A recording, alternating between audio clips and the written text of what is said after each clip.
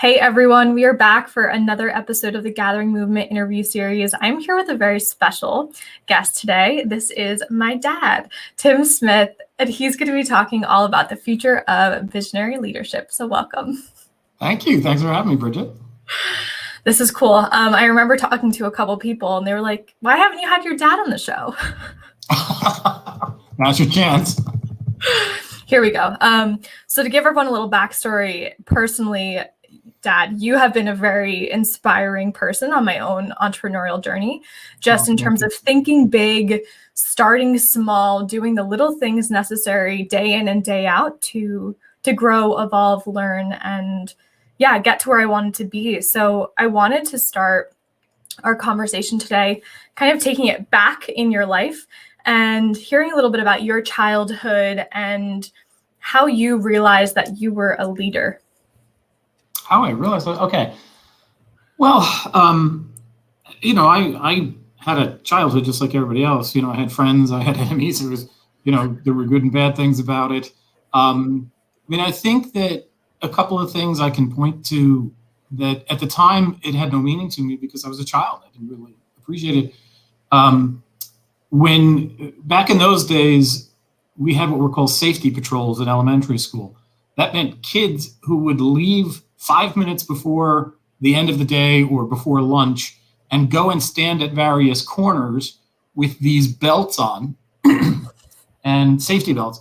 And they were empowered to stop traffic so that children could cross the streets. So you had, 5 and 6 year olds, and the 12-year-olds would go out, stand there and get the traffic to stop so the kids could walk across the streets. Well, by the time I was in 6th grade finishing elementary school, I was made the captain of the whole thing, And I probably have never told you that one because it's really a little more, remote. So certainly there was that kind of thing. And then I was in 8th grade and 9th grade, and I was chosen to be the lead reporter on a television program of what was going on in my school at the time that cable television had just come out. And part of cable television was programming for public access. It's still there. If you haven't gotten rid of cable, public access program is generally still there. Well, they asked me to be this reporter. And so for 2 years, I was Tim Smith of Maple Junior High, MJH News. And I would go around, I interviewed a state senator and all kinds of people that were visiting school. So there was always that. And then in high school, I guess it really kind of came into being because as soon as we got to high school, it was 10th grade in my particular high school. I was voted in as class president, and I was class president until we graduated high school and literally spoke at the graduation and everything else. So, I think obviously somewhere along the way in high school, it dawned on me that there's something about my personality that attracts people to me, or that they trust me, or that they look to me somehow, that they feel I'm somehow responsible enough and, whatever, to be in that kind of a position. So I guess I would say that's kind of how it all got going, I suppose. That's super interesting. And I never heard the story about the hall monitor, the patrol. So that's a good one. When do you think it planted into your mind that there were leaders and then there were visionary leaders? Well, that's a very good question. I think that it probably started to dawn on me, I would say in around 1990, believe it or not. I was then 5 years into my career in the investment financial planning business. I had very quickly moved up in the company I started with to be a sales manager, a recruiter, ultimately a partner after 7 years being there. But after 5 years of being there, I had made a shift in the way that I did business. Initially, I did it because of economics. I really needed to make a change. I wasn't doing well. But then it dawned on me at a certain point that the particular way I had gone was a far better way to work with clients than the way I had initially come into the business and had been doing. And I really felt that that was going to be the future of what happened in financial services, in financial planning, investment management. And it turned out to be correct. And it not only turned out to be correct, I caught a wave that has been a trend for 25 years in the investment business. And built a sizable company based upon that trend. So, I think that's probably when it started to dawn on me that I'm seeing things differently from other people. Everybody around me was sort of mired in the transactional side of financial services, which is to say you sell something, you earn a commission. It's a one moment kind of a thing. And I was very oriented towards the relationship side of the business and managing money. And there were just a lot of reasons why charging a fee, which means a percentage of the money that you manage, charging that long term instead of getting paid one time up front and never talking to people again, that for me was just the other way didn't make sense, basically. And it has turned out to be correct, because there has been a monumental shift in the investment business in the United States, probably globally, where people went from that transaction-based thing. In my time, there used to be something called a stockbroker. That job really doesn't exist anymore. Now it's a wealth manager, and everybody manages money for people. And I was at the forefront, the vanguard of that change, and I saw that that the other way really was not going to be, to me, it was not going to be the best way long term, and it turned out to be correct. So that's probably about when I kind of started to realize, I see things differently from the people I'm with, the people that I had been partnered with and working with, who were all wonderful people. They were just in a different paradigm than me. It's funny that you talk about the relationship piece, and you might be psychic, because as you were talking, I was like, yeah, I want to ask him about that. I was just on a podcast the other day, and we were talking about growing a business and what's important. And I said something I learned from my dad was relationships matter. So why do you think relationships matter in not only building a business, but in being an entrepreneur? Well, I think there are several key aspects to any sort of success. And one of them is that you can't do it alone. You need people to work with, and you need customers of some kind. And everybody who wants to work with you, people want to work with people that they trust, and people want to buy from somebody that they trust. And so trust becomes critical. Where there is trust, there can be a relationship. And where there is a relationship, you can generally think that that person cares long term about this interaction between him and myself. And so in everything in life, from my experience now, and I'll be 58 soon, everything in life, who you know matters. It's not the only thing, but it is absolutely critical to how fast you can move forward, in particular in business. Because if you have no contacts, nobody likes you, no friendships, no relationships, you're starting below ground zero. Yeah. If that's where you are. But if you're starting from a place where, you believe in relationships, you engender trust because you treat people properly in relationships, you just relate well, but also you're trustworthy with people. There's a certain, I think, magnetic aspect to that from a leadership standpoint, it's a critical aspect. I was thinking about this in preparation for the interview, that, you've got two people who can be leaders that you could work with in the world. One walks in the room and says, listen, I don't think we can really get this done. It's probably going to fail monumentally. You're all going to lose your jobs. And I'm not really sure if this is a good idea, but it's the best I can come up with. And then you have the other person who comes into the room and says, I am so excited. I have this vision. I know we can do this. I believe in this. And you folks are critical for me to pulling this off, to making this happen. Which leader do you want to be involved with? And so the optimism, the positivity, but that you believe in that person, there's that trust in your judgment, trust in your vision, trust in who you are. So much of that is just purely relationships. And I have employees who, by rights, should not be employees of mine anymore. They could probably be doing better elsewhere, or, that kind of thing. But they have stayed because, well, honestly, I think I've handled some things like people who've been ill, for example, very ill, kept them on the payroll. We had one guy who was in a coma for a while, literally just kept on paying him. I treat people like I'd like to be treated. And I treat it as if, money, you can always make more money, but you can't make more friends. You can, so relationships just truly, truly matter. And,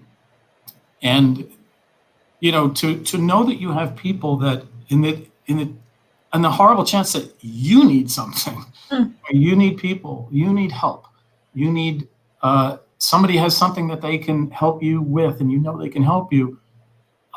It's the greatest feeling in the world when you know that you have that as a resource. So, to have a business, you need people and you need money and you may need equipment or various other things, but people, I'll give you one other thing. We have a business partner in this company. It's cousins of your mom's, as you know. And when they became partners, he's an extraordinarily successful businessman. When they became partners, I literally said to him, "So John, what's the secret?" Ha ha ha, And he said, "Find great people and let them do what they do." So don't micromanage is the message of that, But part of that is they have to know that you're going to let them do what they do. You're going to let them grow. You're going to empower them to do what they're going to do. Because I know that big part of what you like to espouse is empowerment.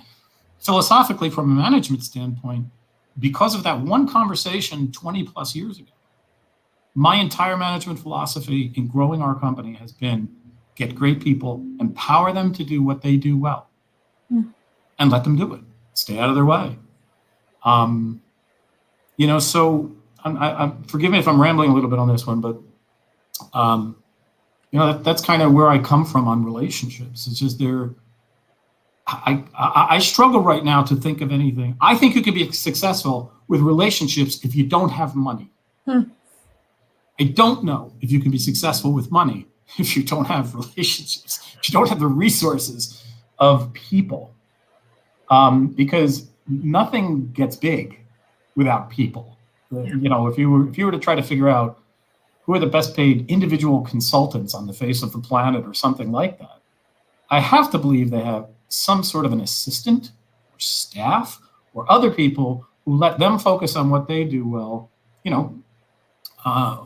while they support it. So the relationships are just critical.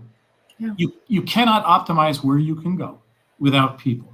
To have people, there has to be a relationship, because people are not going to work for you forever unless they have a relationship with you, unless they trust you.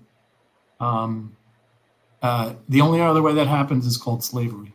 So we don't have, hopefully, much of that in the United States. So.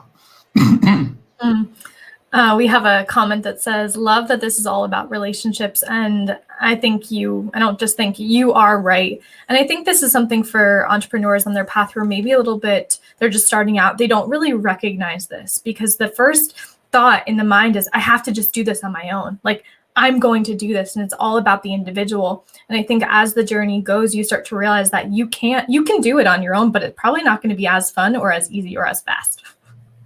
Or as wise. As a purely business matter, there is a consultant group out of Canada that I have tremendous respect for. And hopefully I'm not giving away something I shouldn't give away, but they have a focus on what they call a unique genius. So what is the most unique thing about Bridget Sisko? That a lot of people can do a lot of things, but very few can do this thing. Like, for example, get on air like this, like you're doing, and hold interviews and glean things from people, bring out from people the most interesting information that's needed by other people.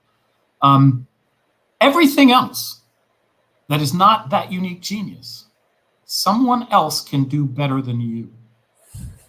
And that area of unique genius is probably what will pay the most. So if you're thinking in terms of money, focus on your unique genius and pay someone else to do the other things. And by the way, this is coming from a closet control freak who likes to do everything himself also. But there are just simply barriers. Obviously physical barriers, meaning you only have so much time in a day and there's only so much you can do. But then there are the business barriers. sometimes that when you spend time doing things that someone else can do for far cheaper than your own time, it's costing you money. So put aside control, put aside this sense that I can do it better than everybody else or whatever it may be. An entrepreneur cannot move forward being the be all and end all. The entrepreneur moves forward by focusing on what he or she is most uniquely gifted to do and finding great people to fill the gaps around that and build something. That's, I hate to say it, but it's a very simple thing, but it's the secret. It truly is. I could never have done what I've done without some wonderful people around me. I sing in concerts. I couldn't do that without a guy who's been playing piano with me for 40 years, who he and I breathe together when we're on stage. It's that. So you have to have people. And I would say to any entrepreneur, any young, new, growing entrepreneur, that you have to look deep inside yourself and say, what do I really do well? And I will tell you what I really do well personally is probably two things.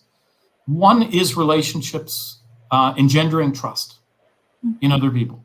So I've been able to attract financial advisors from around the country to work with me because a lot of companies are very big and they have no idea if they're just going to get hammered somehow by people.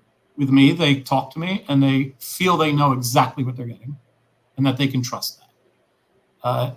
And the second thing is that I have a vision as to what the industry can be that I'm in and how we can be different and how we can be better and things like that.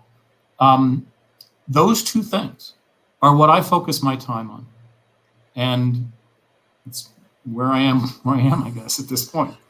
I think it's really interesting that, we called this conversation the future of visionary leadership. And two of the things that we've really been talking about most are relationships and holding that big vision. So I'd love to hear about some of the big visions you've had on your journey, which ones worked out, which ones didn't work out, and what did you learn along the way? Wow. Okay. Well, I mean, the first vision is the one that I had that was this company that's fortunately been successful, which is to say a vision of a company that would provide financial advisors an independent platform, unbiased. Not telling them what they had to do or sell. It was their job to determine what would be best for their client, and we would get it and provide it for them so that they could get it to their client. So, that's a 180-degree turnaround from 30 years ago when I started in this business, which is we tell you what to sell. We make a product, we tell you to sell it, and that's how it works. The business has moved from that to the advisor works for the client, and all of those companies are now pitching the advisor. So I was right about that, and happily so. So that one was right. I was very involved in activism with government for a period of years, going back about 10 years or so ago. I had a vision as to how we could make government more efficient. And it was driven in part by when I was an elected official at the municipal level, there were just lots and lots of elderly people in my town who could not afford the continuing property tax increases that just kept on hitting and hitting and hitting when they were living on Social Security and pensions, which are relatively flat, to speak, not precisely, but they're relatively flat. So I empathized with them and I was like, why can't we figure out how to make government do things better so that these folks don't have to constantly be forced to live through this? And I had this thought that the problem with government is that there's no competition in government. See, in a very macroeconomic sense, competition is what drives down price. If there's nobody else doing something, you can charge anything you want. But if there are 5 companies doing the same thing, then you have to compete on price to a certain degree. And so it keeps costs down for the consumer. Well, in government, there's none of that. Unions dictate where things go from that standpoint. People are not motivated. They don't get bonuses to be better at what they do. So there are a lot of wonderful people in government, but the structures of it don't engender the type of results-driven stuff that the private sector does, because competition drives the private sector. You either do well and compete, or you're out of business.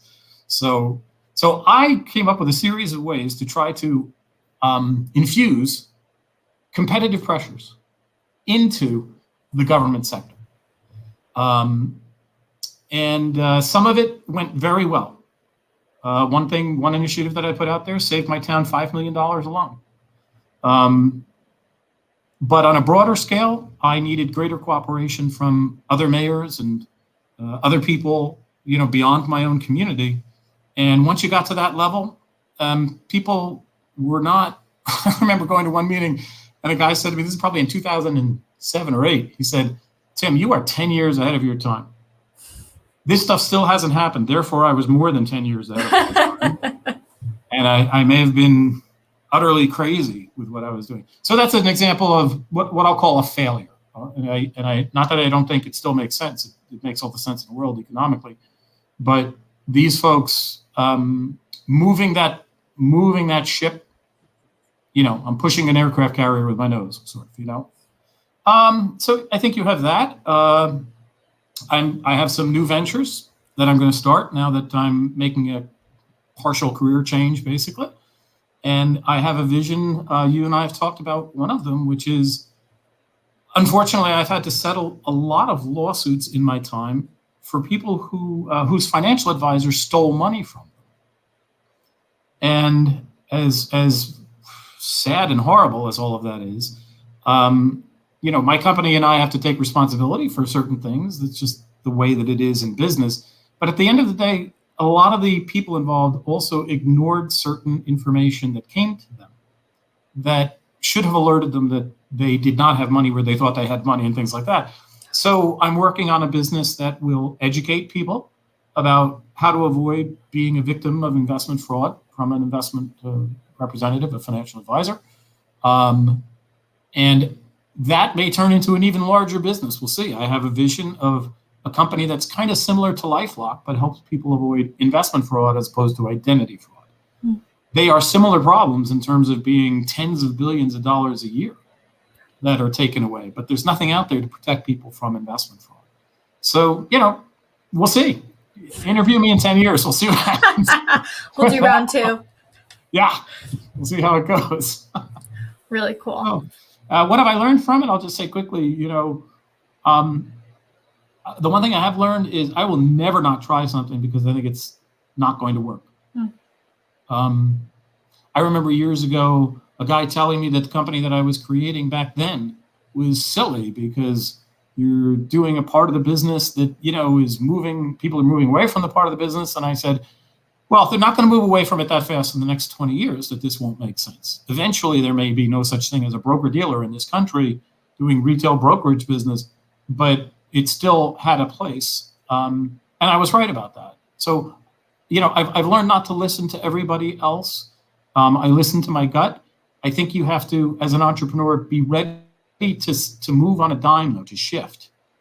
Because you will realize eventually that something isn't working. Some concept you had isn't working. Part of the business that I started was a servicing arm that ultimately I decided was not scalable, meaning you needed just as many bodies to do it as clients that you had it for, and you couldn't make a profit at it, as opposed to the parts of the business that are largely processed electronically by computers. And you could do 1 billion transactions the same as you could do 50. So I focused on the scalable part once I came to that realization. So, don't not do something because other people think you're insane, but be ready to pivot. Be ready to make a shift. I'll tell you one other thing. If you don't understand strategy, if you've never studied a business plan, what that is and what that can be, because everybody should have their own life business plan, a life plan that's very similar to everything. What is your mission? What is your vision of yourself for your future? What are your goals? How are you going to make that happen? It's a strategic planning process, but it's for an individual. If you don't have that, you'll never get where you could go if you don't think things through that carefully, because it really, truly will guide so much of how you drive your life forward. Not just your business, but your life. I would say, those are kind of the key lessons I know now that I wish I had known when I was your age. Those are amazing. And I'm laughing to myself because on this podcast the other day, we were talking about growing a business and, seeing success and all these things. And I said, yeah, I'll never forget. My dad would say, yeah, did you do the SWOT analysis on that? What were your strengths, weaknesses, opportunities, and threats? There you go. So thank you. And by the way, I learned that from one of my employees. I don't have an MBA. I didn't go to business school.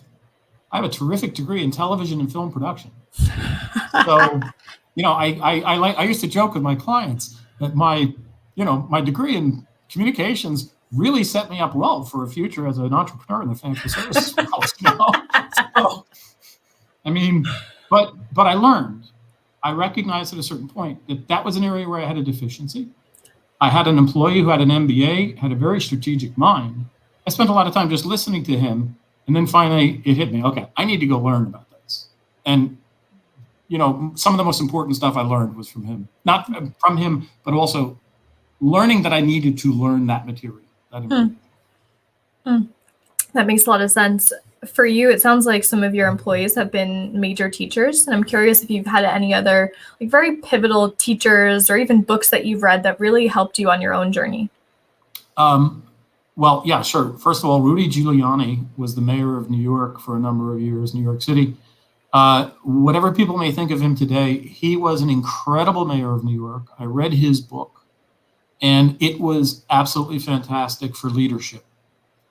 To me, the best book written in 30 years on leadership. A lot of people talk about these things, write about these things, and a lot of it's from people who are consultants. Rudy Giuliani turned around New York City. And so I look at that and I say that was really, a pretty amazing thing, I would say. I read a seminal book for me. Henry Kissinger, former Secretary of State in the 1970s, wrote a book called Diplomacy. And that book was hugely helpful to me in understanding the concept of dealing with three-dimensional chess. Now, I'm terrible at three-dimensional chess. I'm not saying I'm good at it. But the concept that everything you do is going to have an impact somewhere else, you need to think, okay, what is that impact going to be on the person I'm dealing with and on the other people who find out about it and the people that find out about what my partner in this deal did, and what are all of those impacts going to be and how are they going to change what's going to happen or affect what's going to happen the day the deal is signed, kind of thing. So it helps you to think much broader than the moment, than the issue at hand. It helps to, everything in business, you always have to try to stay at the 30,000-foot view. You're going to do a lot of things that are right down here on the ground that got to get done operationally, whatever. But that 30,000-foot view, you can never afford to lose track of that. And I'll tell you one other thing. A good book on negotiating tactics is really important because most of us really don't get any training on negotiating. And there is a skill to it. There's an art to it. So either that or watch Madam Secretary, the former TV show of Thea Leone and Tim Daly, which Mom and I are binging at the moment. I really like the visual of this chessboard and the reminder that every single thing you do in business has some kind of impact beyond just what's in front of you. And I'm no chess player. I literally have no idea how to play, but it makes sense that everything is impacted based on one decision, and everything has a reaction based on those decisions. I mean, everybody in the future who's in a position of leadership, you need to understand leadership. You need to be not afraid to have a vision, not be afraid to fail, be ready to pivot. That's the thing. You're going to fail. Something's not going to go the way you think it's going to go. Whatever you envision, it's not going to happen. But you need to be ready to pivot to move with what can happen, to move with what is possible in the moment as you move forward. And, and by the way, a great way to lose the confidence of the people that you work with, if you're a leader, is to fail to do that. Especially if it's obvious to you, but you're just stuck, ego-wise, committed to a path or whatever it is. People don't want to be on a dying, a sinking ship. So you really have to be ready to do all of those things if you're going to lead something into the future and be successful with it. That's an incredible piece of advice. What would you say that your final words of wisdom are for those people who maybe consider themselves visionary leaders and maybe who just want to be the leader of their own life? What would you tell them? 30,000 for you. Dream big. Be prepared to accept a little less. Believe in yourself. Do your homework. That's sort of like the Rudy Giuliani and the SWAT stuff. If you have no skill at a certain thing, find someone who does. Don't try to do something you actually don't have the ability to do. And accept that you are not capable of everything. Focus on what you really are passionate about and that you really have a unique gift for. And find great people to help you do the rest of it. I think that's, those are simple rules that I've lived by, and it's worked out really well. Cool. Well, I just want to thank you so much for all your wisdom. I feel like I just got like an MBA sitting here, so it was a successful interview. Well, I just saved a lot of money, I guess. I don't have to help you get an MBA now. It's great. Thank you so much. Just kidding. Okay. You're very welcome. Thank you everyone for watching. Thank you guys for really supporting this channel and this mission. I would highly encourage you, not only are these episodes live, but they're also created by my incredible husband into an actual podcast. So head over to Apple Podcasts, rate and review, tell us why you love this show, share it with your friends so we can really get this message of empowerment out there into the world. I want to see more leaders who have this big vision for humanity. And I'm just so grateful to be here with you all. So thank you very much and have an awesome weekend.